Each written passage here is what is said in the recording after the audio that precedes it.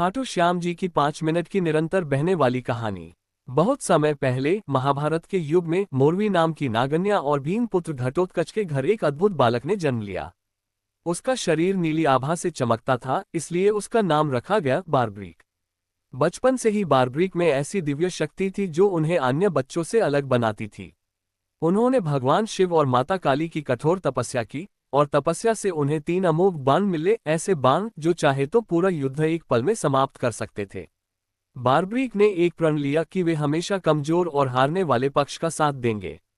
समय बीतता गया और महाभारत का महान युद्ध शुरू होने वाला था। बारब्रीक का मन युद्ध देखने को उत्सुक हुआ। उन्होंने अपना धनुष उठाया और कुरुक्षेत्र की ओर चल दिए। चलते चलते वे सोचते रहे कि कौन सा पक्ष कमजोर होगा, किसका साथ देना चाहिए। उन्हें पता नहीं था कि वही प्रण भविष्य में महायुद्ध का परिणाम बदल देगा। जैसे ही वे युद्धभूमि के पास पहुंचे, एक साधारण से दिखने वाले ब्राह्मण ने उन्हें रोक लिया। वह कोई साधारण व्यक्ति नहीं था, वह थे स्वयं श्री कृष्ण, जो बारब्रीक की शक्ति को परखना चाहते थे। कृष्ण ने पूछा, युवक तुम कौन हो और कहाँ जा रहे हो? बारब्रीक ने विनम्रता से उत्तर दिया, मैं बारब्रीक हूँ और मैं युद्ध में उस पक्ष की मदद करने आया हूँ जो कमजोर होगा। कृष्ण ने उनके 3 बाणों की शक्ति देखने की इच्छा जताई। बारब्रीक ने अपने बाण हवा में चलाए और कुछ ही पलों में उन्होंने दिखा दिया कि सिर्फ एक बाण से वे पूरे युद्ध का संतुलन बदल सकते हैं। कृष्ण समझ गए कि यदि बारब्रीक युद्ध में उतरेंगे तो युद्ध का परिणाम बदल जाएगा, क्योंकि युद्ध में हर क्षण कोई न कोई पक्ष कमजोर होगा और बारब्रीक बार बार पक्ष बदलते रहेंगे। इससे महाभारत का धर्मयुद्ध अधर्म में बदल जाता।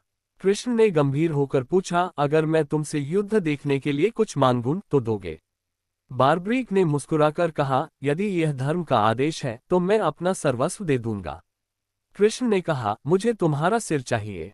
बारब्रीक एक पल शांत रहे, फिर अपने हाथ जोड़कर बोले, यदि यही मेरा धर्म है तो मैं अपना सिर अर्पित करता हूं।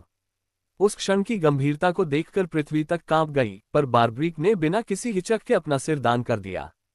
कृष्ण प्रसन्न होकर बोले, आज तुमने किसी योद्धा की नहीं, एक भक्त की पहचान दिखाई है। कलियुग में तुम श्याम नाम से पूजे जाओगे। जहां मेरा नाम होगा वहां तुम्हारा भी होगा। कृष्ण ने बारब्रीक का सिर एक ऊंची पहाड़ी पर स्थापित किया, जहां से उन्होंने पूरा महाभारत युद्ध देखा। जब युद्ध समाप्त हुआ, पांडव आपस में विवाद करने लगे कि विजय किसके कारण हुई। तब कृष्ण ने कहा, इसका उत्तर वही देगा जिसने पूरा युद्ध देखा है। बारब्रीक के सिर ने कहा, विजय केवल श्रीकृष्ण की रणनीति से हुई है, किसी और की नहीं। युद्ध समाप्त होने के बहुत वर्षों बाद खाटू नामक स्थान की भूमि में बारब्रीक का सिर पुनः प्रकट हुआ।